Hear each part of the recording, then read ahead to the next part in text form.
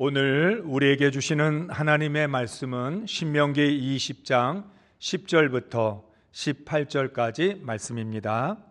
내가 어떤 성읍으로 나아가서 치려할 때에는 그 성읍에 먼저 화평을 선언하라. 그 성읍이 만일 화평하기로 화답하고 너를 향하여 성문을 열거든 그 모든 주민들에게 내게 조공을 바치고 너를 섬기게 할 것이요, 만일 너와 화평하기를 거부하고 너를 대적하여 싸우려 하거든 너는 그 성읍을 에워쌀 것이며, 내 하나님 여호와께서 그 성읍을 내 손에 넘기시거든 너는 칼날로 그 안에 남자들을 다 쳐 죽이고 너는 오직 여자들과 유아들과 가축들과 성읍 가운데 있는 모든 것을 너를 위하여 탈취물로 삼을 것이며, 너는 내 하나님 여호와께서 내게 주신 적군에게서 빼앗은 것을 먹을지니라. 내가 내게서 멀리 떠난 성읍들 곧 이 민족들에게 속하지 아니한 성읍들에게는 이같이 행하려니와, 오직 내 하나님 여호와께서 내게 기업으로 주시는 이 민족들의 성읍에서는 호흡 있는 자를 하나도 살리지 말지니라. 곧 헷 족속과 아모리 족속과 가나안 족속과 브리스 족속과 히위 족속과 여부스 족속을 내가 진멸하되 내 하나님 여호와께서 내게 명령하신 대로 하라. 이는 그들이 그 신들에게 행하는 모든 가증한 일을 너희에게 가르쳐 본받게 하여 너희가 너희의 하나님 여호와께 범죄하게 할까 함이니라. 아멘. 할렐루야. 하나님께서 3월 한 달 동안 우리를 지키시고 인도하시고 평안케 하실 줄로 믿습니다. 우리가 어렵게 계산하고 내 뜻대로 살려 하지 말고 하나님께 모든 것 맡기고 살아갈 때 하나님께서 우리를 가장 행복한 길로 인도해 주실 것입니다.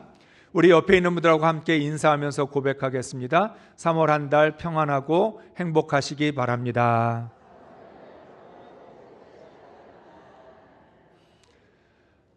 지난 한 주간 하나님의 말씀을 전하는 스피커로 사셨습니까? 침묵. 하나님의 말씀을 정확하게 듣고 바르게 지키셨습니까? 사랑하는 성도 여러분, 사람은 인생을 단순한 공식으로 살기를 원합니다. 노력하면 부자가 되고, 부자가 되면 성공한 것이고, 성공하면 행복할 것이다. 그렇지만 인생은 우리의 바람과는 다릅니다. 인생의 공식은 맞았다고 생각하는 순간 틀립니다. 안개처럼 내가 얻은 행복이 순식간에 사라집니다. 건강, 돈, 명예, 지식, 권력, 행복, 우리가 인생에서 소중하게 생각하는 것일수록 내가 손에 잡았다, 내 것이 되었다, 이렇게 생각하는 순간 사라져버린다는 거예요. 그렇기 때문에 우리는 어쩌면 안개처럼 사라지고 말 허무한 것들을 쫓아가는 인생을 살아가고 있는지도 모릅니다. 인생은 안타깝게도 생각보다 까다롭고 복잡합니다. 그래서 우리는 단순하게 살라는 말을 참 많이 합니다. 단순하게 사라지지가 않기 때문에. 인생이 너무 까다롭고 복잡하기 때문에 단순하게 살아야 된다라고 스스로에게 말을 합니다. 인생은 점쟁이의 말 한마디로 결정되지 않습니다. 우리가 점치는 사람의 말을 통해서 행복을 얻으려면 점치는 사람의 말이 100% 맞아야 합니다. 여러분, 점을 치는 사람들의 말이 100% 맞습니까? 이거 네라고 얘기하면 점친 줄 알까 봐 대답도 못 하셔. 설사 100% 맞는다 할지라도 행복을 보장해 주지는 않습니다. 여러분, 잘 생각하시기 바랍니다. 사람은 자신의 감정을 100% 통제하지 못합니다. 자기의 생각을 100% 컨트롤하지 못합니다. 자신의 생각과 감정도 컨트롤하지 못하는데 인생을 컨트롤한다고요? 그건 불가능한 일입니다. 생각과 감정을 통제하지도 못하지만 우리의 영은 더욱더 통제할 수 없습니다. 그러니까 우리의 인생이 우리의 기대하는 것처럼 단순하게 흘러가지 않고 내가 세워놓은 행복 공식대로 인생은 움직여지지 않는다는 거예요.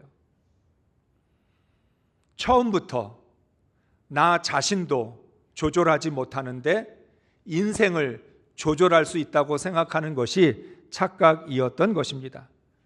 그런데 점을 치는 사람의 말 한마디에 기대서 인생을 살아간다는 것, 그거는 처음부터 잘못된 선택입니다. 이스라엘 백성들이 우리에게 잘 보여줍니다.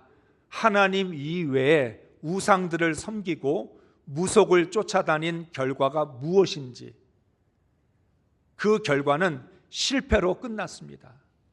이스라엘 백성들이 언제든지 하나님 말고 다른 신 찾아가고 그런 점을 치는 사람, 기륭을 말해주는 사람, 줄술사와 같은 사람들의 말을 듣고 쫓아갔을 때에는 실패로 끝이 났던 것입니다. 그런데도 우리는 무속을 끊지 못하고 계속 미혹을 받습니다. 참 안타까운 일입니다. 점쟁이의 말이 100% 맞는다 하더라도 그것 때문에 내 인생이 성숙해지거나 평안하거나 행복해지지 않는다는 걸 알면서도 습관처럼 쫓아가게 되는 거죠. 사전에서 우상이라고 하는 이 단어를 뭐라고 설명을 하냐면 한자로 우상의 우는 짝우입니다. 인형 허수아비라고 하는 뜻입니다. 사전이 말해주는 정의예요. 우상이라는 말이 인형 허수아비라는 거예요. 쉽게 말하면 우상은 사람이 만든 인형, 즉 허수아비입니다.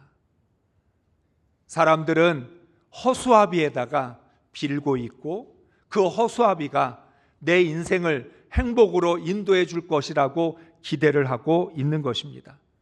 점을 치는 사람은 진리에 관심이 없어요. 단순히 돈을 벌 수 있는 것, 화를 면해주는 것, 이런 것들은 이야기해 줄 수 있을지 몰라도 인생의 본질이 무엇이고 우리가 어떻게 해야 성숙한 인생을 살아갈 수 있는지에 대해서 말하지 않습니다. 말을 못합니다. 관심도 없기 때문에 그렇습니다.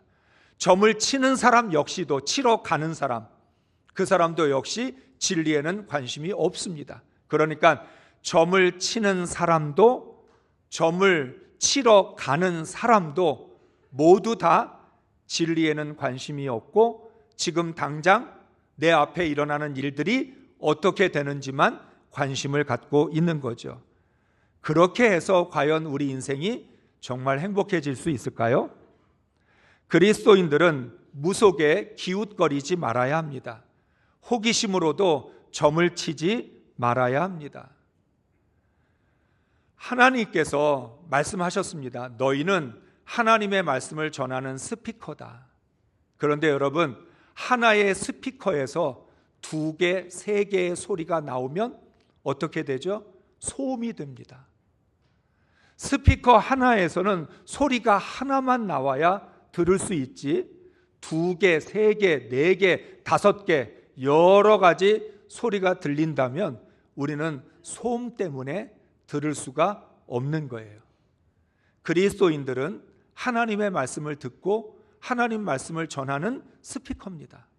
그런데 오늘 많은 그리스도인들이 세상의 소리를 전하려고 합니다. 세상의 스피커가 되려고 해서 거짓과 농담, 불평과 불신앙의 말들을 전하는 도구가 되고 있다는 거예요. 그래서 세상이 더 혼란스러울 수밖에 없습니다. 여러분, 세상에 잡음과 같은 소리가 막 흘러나올 때 우리는 진리를 전하고 하나님의 말씀을 전하는 스피커가 되어야 되는데 그리스도인들마저 고장난 것처럼 세상의 말을 전해주고 거짓을 전하는 그런 스피커가 되고 있다는 거예요. 그리스도인들은 진리를 말하는 사람이 되어야 합니다. 하늘의 언어를 배워서 사용해야 합니다. 믿음의 언어, 소망의 언어, 사랑의 언어. 세상 사람들이 욕을 하고 세상 사람들이 여러 가지 시끄러운 말들을 할 때에도 우리는 믿음과 소망과 사랑의 언어들을 말해야 하는 거죠. 공의라고 하는 게 무엇일까요? 하나님의 말씀을 전하는 것, 하늘의 언어를 전하는 것이 공의입니다. 공의라고 하는 것은 부족하고 연약해도 하나님 앞에서 완전하려고 하는 자세입니다. 어렵지만 하나님의 말씀대로 살려고 애쓰는 태도인 것입니다. 우리는 완전해서 의롭다함을 받지 않았습니다. 하나님도 아십니다. 우리가 얼마나 부족하고 연약한 존재인지를. 그럼에도 불구하고 하나님은 먼저 우리를 의롭다라고 인정해 주셨고, 그래서 이제부터는 의롭게 살아가라고 말씀하셨습니다. 너희는 완전하지 않지만 하나님 앞에서 완전해지려고 그렇게 살아가려고 할 때 하나님이 도와주시겠다고 약속을 하셨습니다. 하나님 나라는 하나님 앞에서 완전해지려는 사람을 통해 세워집니다. 교회라고 하는 것은 어떤 곳일까요? 하나님 앞에서 완전해지기 위하여 서로를 격려하고 도와주는 곳입니다. 하나님의 공의로 하나님 나라를 세우기 위하여 신앙생활을 하는 하나님 나라 백성 공동체라고 말할 수 있습니다. 교회는 우리가 잘 아는 것처럼 부족한 사람들이 모였어요. 불완전한 사람들이 모였어요. 그래서 우리는 계속해서 실수하고 시행착오를 겪게 되고 실패를 합니다. 그런데도 우리는 어떻게 한다고요? 하나님 앞에서 완전해지려고 집사님 힘을 내세요. 잘할 수 있습니다. 하나님 도와주실 거예요. 하나님도 우리의 연약함 알아요. 하나님도 우리의 부족함 알아요. 그런데 우리를 의롭다고 해주셨잖아요. 우리 모두가 하나님 앞에 의롭게 살아가려고 그 길로 나아갑시다. 이렇게 서로를 붙들어주고 함께 믿음의 길을 걸어가는 신앙의 공동체라는 것입니다. 하나님은 오늘 신명기 20장의 말씀을 통해서 전쟁을 어떻게 해야 되는지 말씀해 주십니다. 전쟁을 통해서 하나님의 공의가 무엇인지를 가르쳐 주십니다. 세상이 말하는 전쟁은 무조건 승리입니다. 싸우면 이겨야 된다. 세상의 논리죠. 싸우면 지면 안 돼요. 어떻게든지 악착같이 이겨야 합니다. 승리가 목적이기 때문에 수단과 방법을 가리지 않고 이겨야 합니다. 승리를 위해서는 정의를 버려야 합니다. 죄를 짓더라도 불의를 행하더라도 이기기 위해서는 무엇이든지 해야만 하는 것이죠. 그게 세상이 가르쳐주는 전쟁의 논리입니다. 싸우면 이겨라. 이기기 위해서는 무슨 짓이라도 해라. 그렇게 말을 합니다. 그렇다면 하나님의 나라는 어떻게 전쟁을 해야 될까요? 전쟁을 피할 수 없을 때가 분명히 있을 텐데 어떻게 싸워야 될까요? 과연 이스라엘은 전쟁을 할 때에도 하나님의 공의를 지킬 수 있을까요? 하나님은 신명기 20장 전체를 통해서 이 말씀을 우리에게 주십니다. 4가지로 공의를 지키는 방법을 가르쳐 주십니다. 첫째는 전쟁을 두려워하지 말아야 합니다. 싸운다는 건 두려운 일이에요. 싸운다는 건 무서운 일이에요. 여러분들도 어쩔 수 없이 싸우기는 하지만 싸우기 싫다는 게 여러분의 마음이겠죠? 전쟁을 할 때에는 두려움이 커요. 왜 그럴까요? 이겨야 되는데 질까 봐. 지면 모든 걸 잃어버릴까 봐. 지금 내가 누리고 있는 이 모든 것 전쟁에 지면 다 빼앗길 것 같은 그 마음 때문에 두려움이 우리를 사로잡는 거죠. 전쟁에 대한 공포가 우리를 사로잡으면 분별력을 잃어버리게 됩니다. 오늘 말씀에서도 하나님이 말씀합니다. 너희보다 훨씬 더 많은 적군과 그들이 말과 병거를 거느리고 오는 것을 봐도 겁을 먹지 말라. 이스라엘의 군대는 50만 명인데 적군은 100만 명입니다. 이스라엘은 병거가 하나도 없는데 적군은 병거가 100대나 됩니다. 싸우기도 전에 이 전쟁은 이길 수 없어, 그런 생각이 들 수 있는 거죠. 그렇게 되면 다른 방법을 찾습니다. 하나님을 의지해서는 이 전쟁 못 이길 것 같으니까 다른 우상을 찾게 됩니다. 그리고 강대국을 찾아가서 도와달라고 합니다. 우리의 힘으로는 이 전쟁에서 못 이길 것 같으니까 당신들이 도와주세요. 하나님을 믿는 하나님의 백성들이 하나님을 의지해서 전쟁을 이길 수 없다고 두려워하게 되면 다른 신들과 강대국을 찾아가 의지할 수밖에 없다는 거예요. 겁을 먹으면 전쟁을 시작하기 전에도 패배한 것입니다. 그래서 하나님은 제사장을 통해서 군인들에게 이렇게 말하라고 가르쳐 주십니다. 3절 4절의 말씀을 읽습니다. 제사장은 군인들을 다음과 같이 격려하십시오. 이스라엘아 들어라. 오늘 너희가 너희의 대적과 싸우러 나갈 때 마음에 겁내지 말며 무서워하지 말며 당황하지 말며 그들 앞에서 떨지 말아라.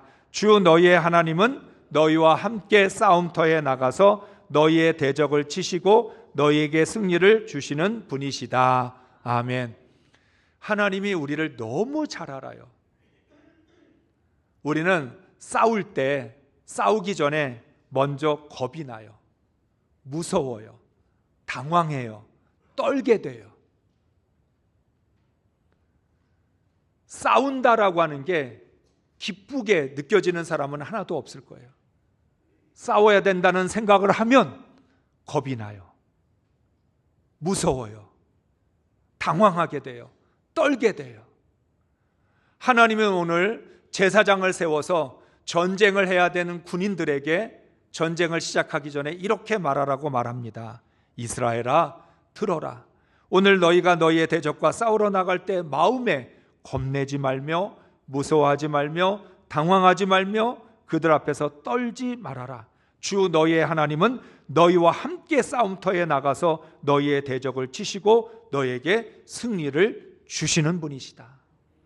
승리를 주시는 하나님이 계시니까 겁을 내지 말라는 것입니다.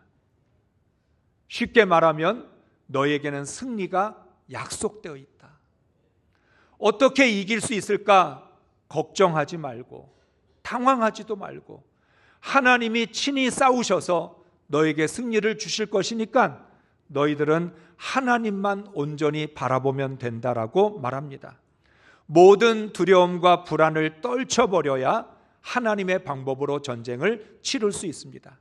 그러니까 하나님께서 이스라엘 백성들에게 겁내지 말고 무서워하지 말고 떨지 말고 당황하지 마라 이 말씀하시는 이유는 정신 차려라. 정신을 차려야 전쟁을 할 때에도 하나님의 말씀으로 전쟁할 수 있고 전쟁을 하면서도 하나님의 공의를 지킬 수 있다고 말씀하십니다.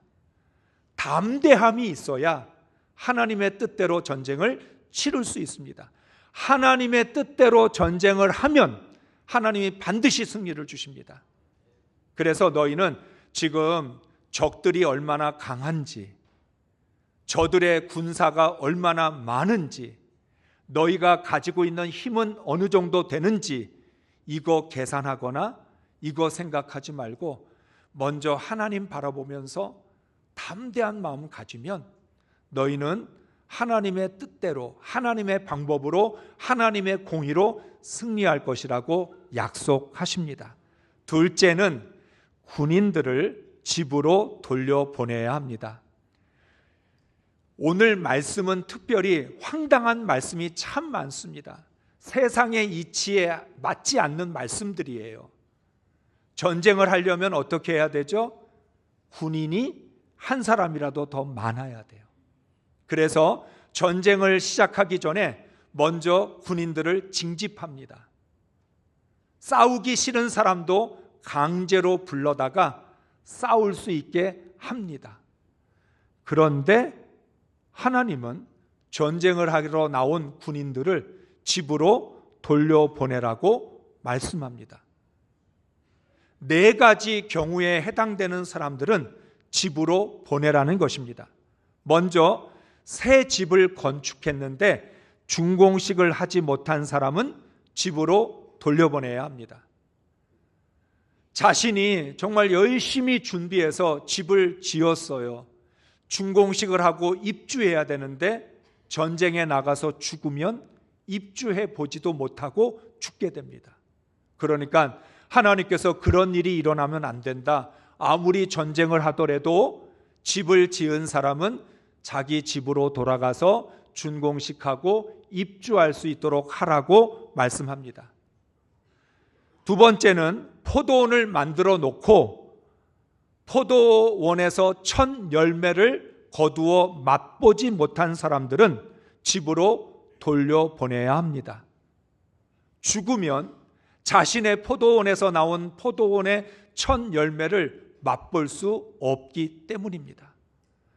1년 동안 열심히 농사를 지어서 포도원을 통해 포도 열매를 거두었는데 맛도 보지 못하고 죽는다?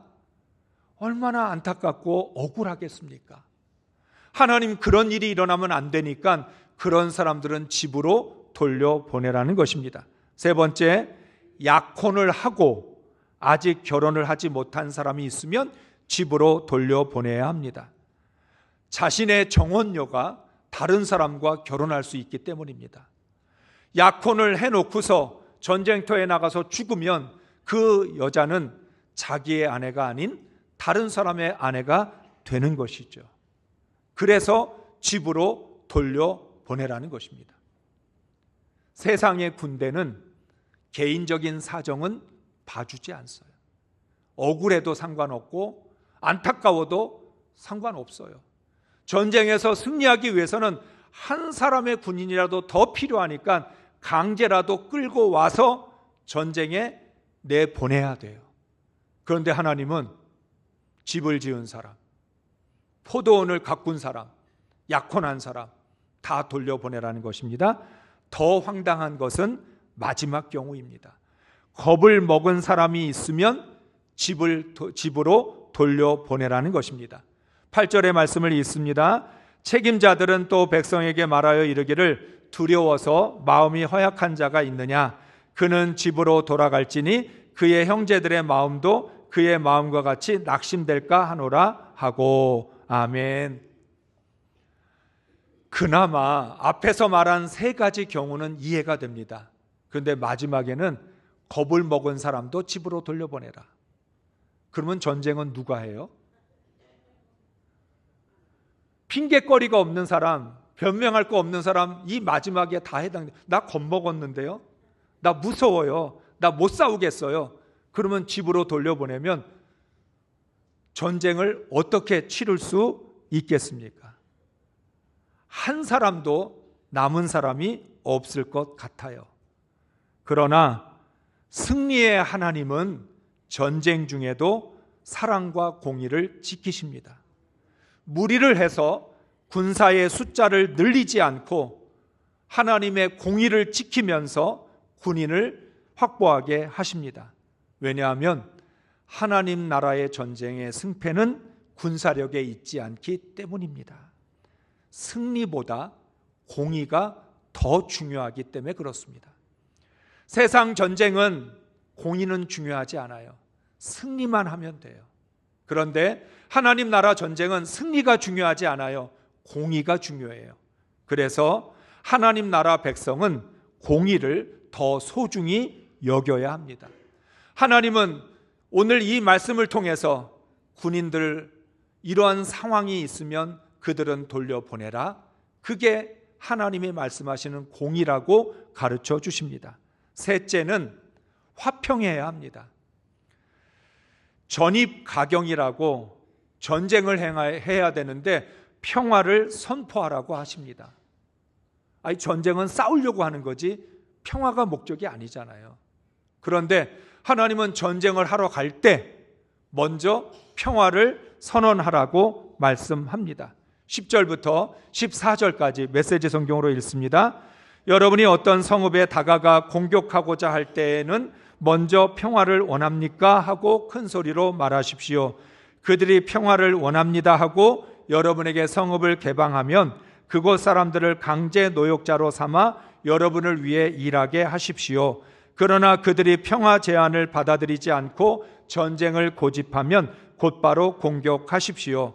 하나님, 여러분의 하나님께서 그들을 여러분의 손에 넘겨주실 것이니 거기 있는 모든 남자를 칼로 쳐 죽이십시오. 그러나 여자와 아이와 가축은 죽이지 마십시오. 성읍 안에 있는 모든 것은 전리품으로 취하여 여러분이 먹고 사용해도 됩니다.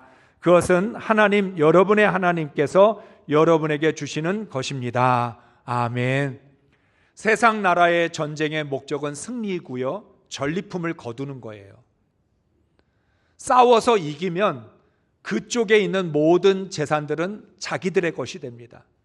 전쟁에서 승리하게 되면 땅도 늘어나고 그들의 포로들을 노예로 삼아서 노예도 많아지고 그들의 모든 재산을 빼앗아서 내 재산을 늘릴 수 있습니다.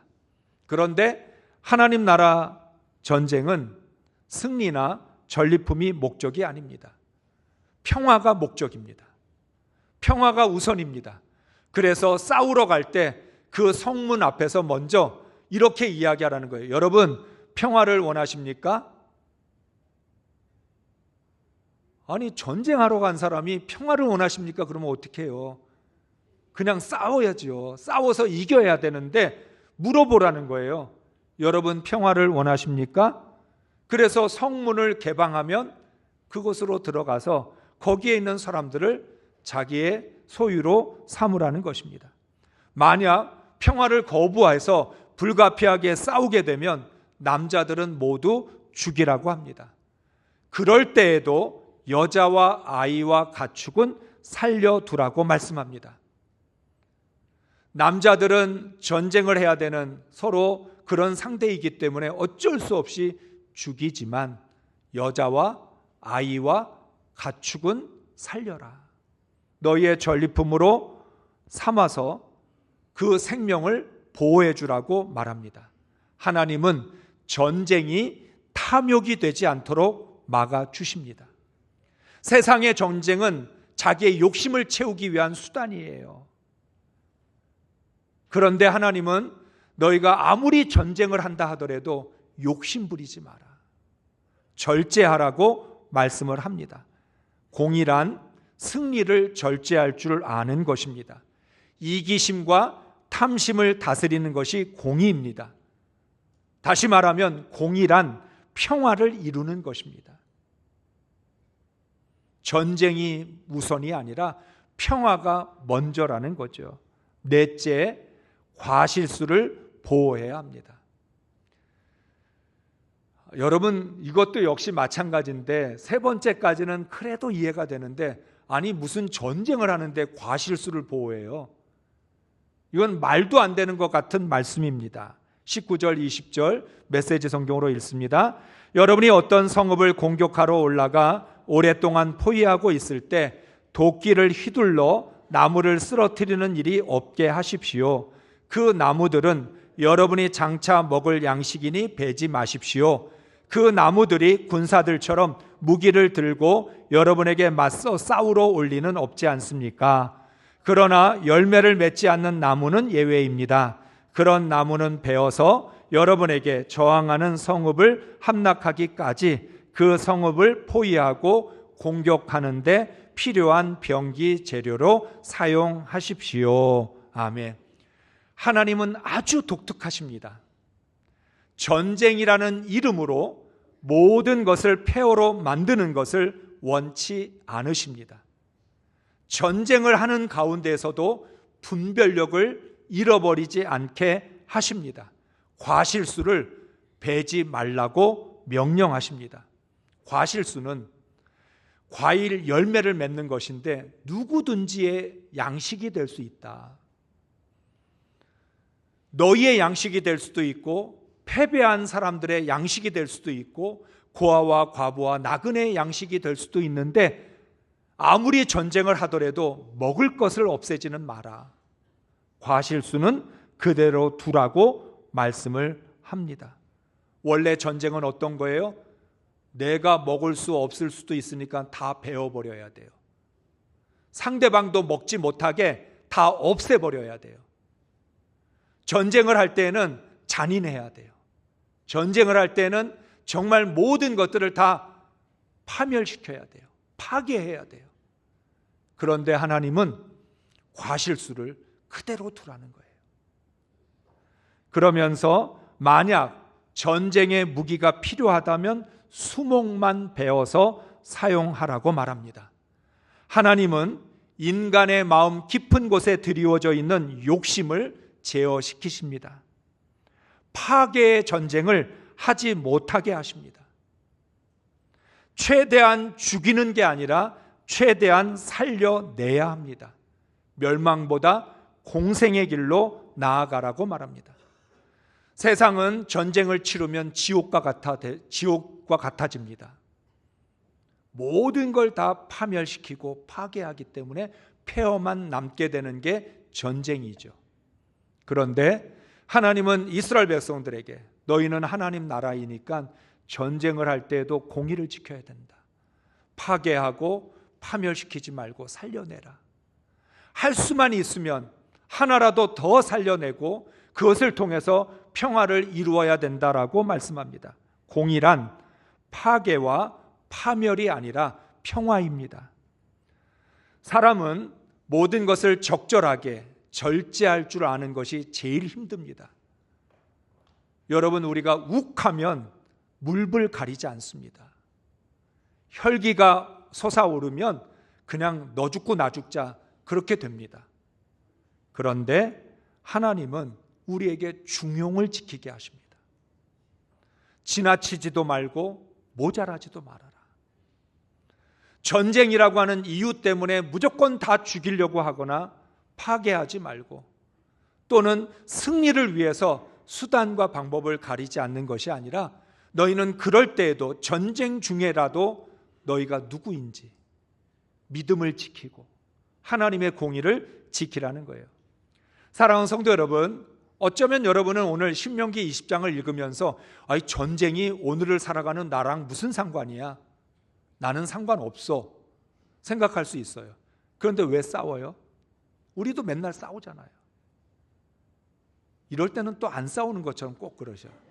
집에서도 싸우고, 교회에서도 싸우고, 직장 가서도 싸우고, 이웃들하고도 싸우고, 운전하다가도 싸우잖아요. 하나님 오늘 우리에게 말씀해요. 너희 아무리 싸워도 정신 차려야 된다. 너가 누구인지, 하나님 나라 백성이고 구원받은 그리스도인은 그런 상황에도, 전쟁을 하는 상황에도, 싸울 때에도 믿음의 본분을 지키고 하나님의 사랑과 공의를 지키라는 거예요. 우리는 이 말씀 앞에 순종하기 어려워요. 잘 알아요. 우리는 잘 압니다. 하나님, 나 절제하지 못해요. 나 혈기 다스리지 못해요. 하나님, 나 싸울 때 정말 앞뒤가 가려지지가 않아요. 나 너무 어려워요. 어려우니까 하나님의 은혜로 하라는 것이고 믿음으로 하라는 것이고, 하나님이 그렇게 할 수 있도록 우리에게 분별력을 주시고 우리를 다스려 주시겠다고 말씀하시는 것입니다. 하나님은 사랑에 치우치지도 않고 공의에 치우치지도 않고 사랑과 공의가 완전하게 어우러져 하나님 나라를 이루게 하십니다. 사랑하기 때문에 공의를 버리거나 공의를 세워야 되기 때문에 사랑을 버리지 않고 사랑과 공의 두 가지가 다 조화를 이루어서 하나님 나라 만들게 하신다는 거예요. 그러니까 신앙인은 싸울 때에도 정신 차려야 돼요. 분별력을 가져야 돼요. 화가 난다고 다 쏟아버리거나 혈기를 다 부리면 안 된다는 거예요. 하나님의 그 말씀을 붙들고, 하나님이 왜 오늘 이 말씀을 신명기 20장을 통해서 우리에게 말해주고 있는지, 하나님 나라 공의법으로 우리가 이 말씀을 받아들일 때 우리가 중심을 잡고 하나님이 원하시는 평화를 이루게 될 줄로 믿습니다. 하나님께서 가르쳐 주신 대로 전쟁을 할 때에도 공의를 지키는 방법으로 생존 경쟁에서 평생 살아가면서 싸워야 되는 인생에서 하나님 나라를 세우는 하나님의 백성이 될 수 있기를 주의 이름으로 축복합니다.